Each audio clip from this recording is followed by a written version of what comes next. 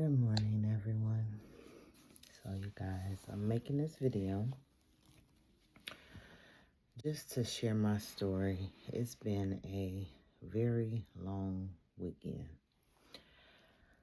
My dad had a fall at home, and because my dad is like 6 feet something tall, 200 pounds, there's no lifting him.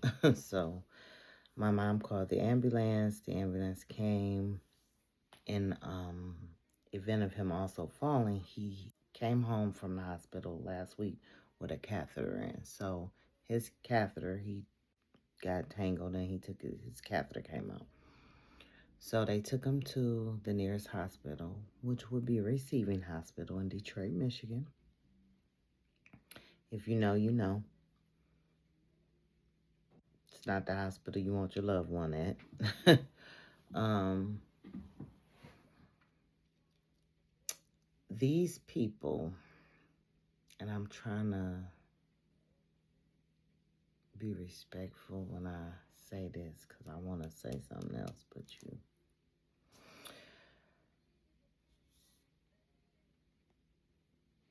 they let my dad went to the hospital around 10 o'clock at night. Okay, so it's late. My mom know that they will call her, and normally he will be discharged the next day. She can go pick him up. The incompetent,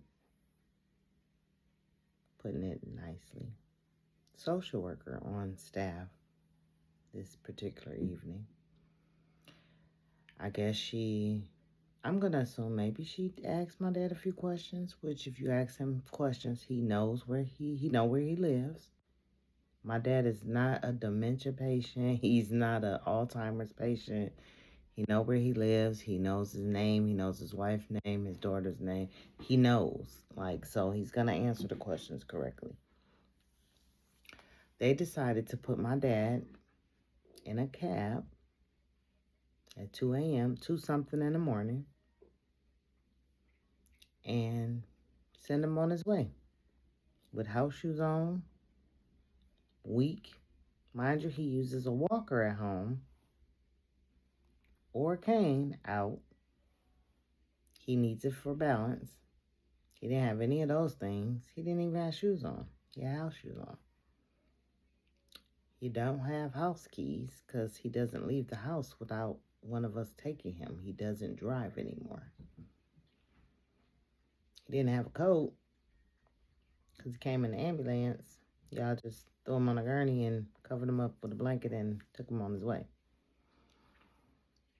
No one called my mom and said he's being discharged. Nothing. Put him in a cab. He gets home. The cab lets him out and pulls off.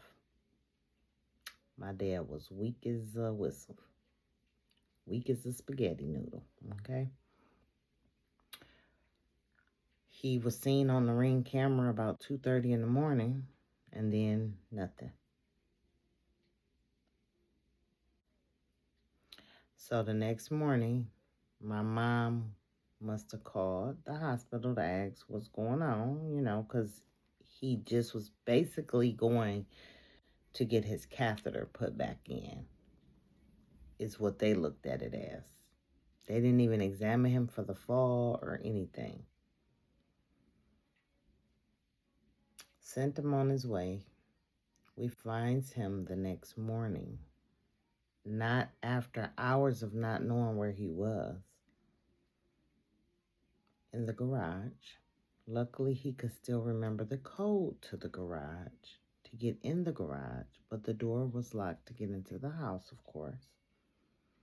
Luckily, my mom's car was unlocked. He got in her car and was found in her car hours later the next morning.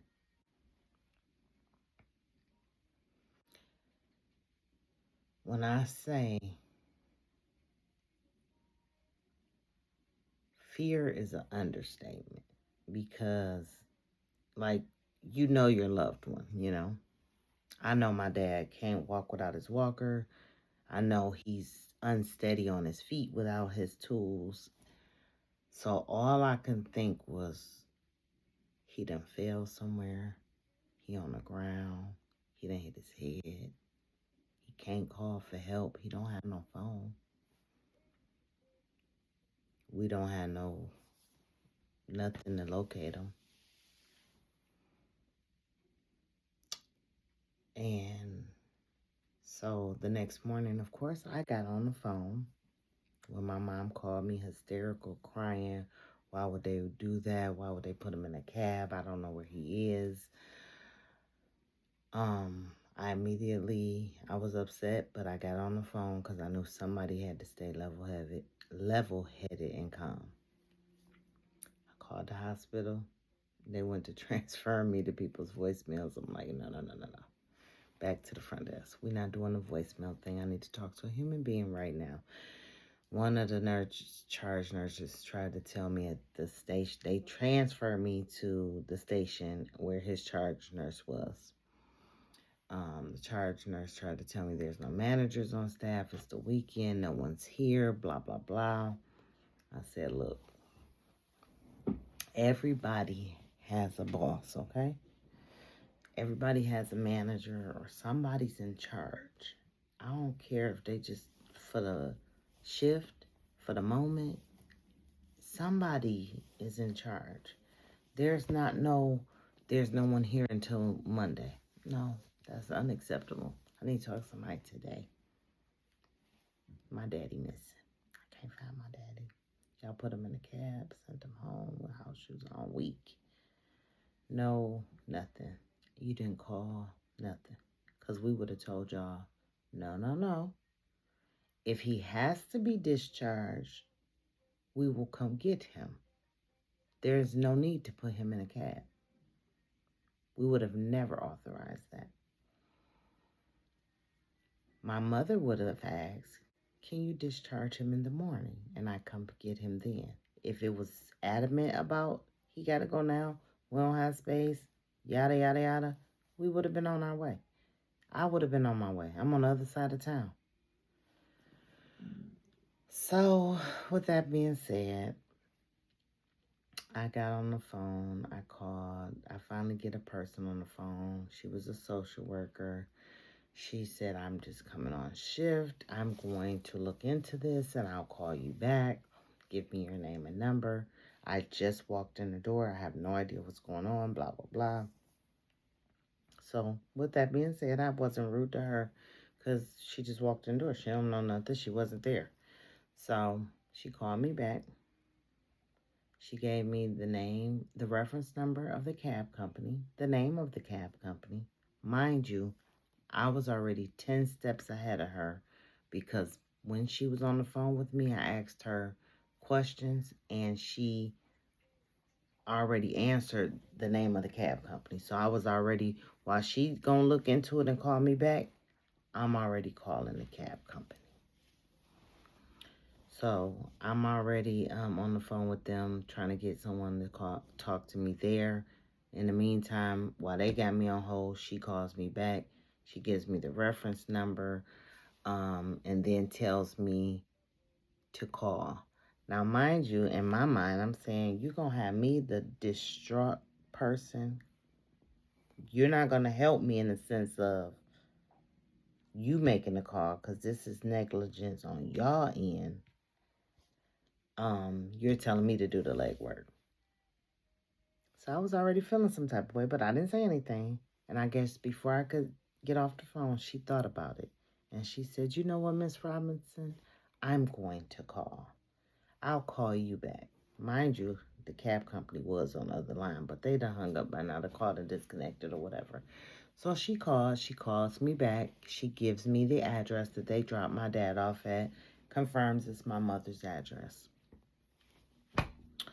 A friend of mine told me it came to his spirit that my dad may have went to the casino, which is not far from their house.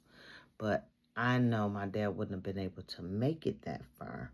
But he was like, he could be in like the parking garage, He could have went in, they could have shoot him away thinking he's a bum, blah, blah, blah. And I'm thinking, I know my dad don't have that much energy. Like, it's not like if a person with energy could make it that far. Yeah, but my dad, not in his condition. So I was thinking more so a bench nearby, a park bench or something like that he would be sitting on. Or like I said, worst case scenario, he done failed because he's weak. But because he said casino garage, it dawned on me, told my mother to check the garage. She goes out to the garage and finds my dad in her car. So I'm glad he was okay. They called the ambulance to check him out. By the time I got there, my daughter had arrived. Both my daughters had arrived.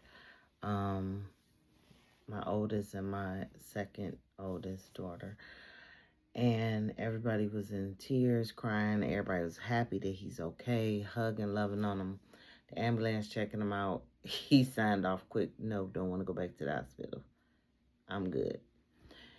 Yeah. They even told him, we would take you to the hospital that you want to go to. We wouldn't even take you back to where you just came from. We wouldn't even want to traumatize you in that way. But if you feel like you need to be checked out, because it was cold. Like, it was, the temperatures had dropped again. So it was cold in the garage. It was cold in the car. He said he was trying to look for something to keep warm in the garage or in the car. And usually my mom would have something in her trunk, but I don't think she had a blanket or anything in her trunk.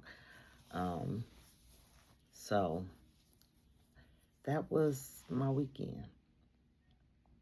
That was my weekend. And I'm glad that the Lord has truly worked on me, because the old me, I would have been on 1,000. I would have been cussing everybody out, not thinking, not processing, not just on a tangent. I would have been at the hospital in everybody's face. Like, I'm just glad that I was level-headed, calm, and I'm glad my dad is okay. Today he's at a specialist appointment, and we will see how that goes. And just keep me in your prayers, guys. You know, it's been a rocky road. My mom is still recovering, so like, this has been a lot. At any rate, that's my story. That's how my weekend went. Not real happy with this hospital, so you know I'm not done yet.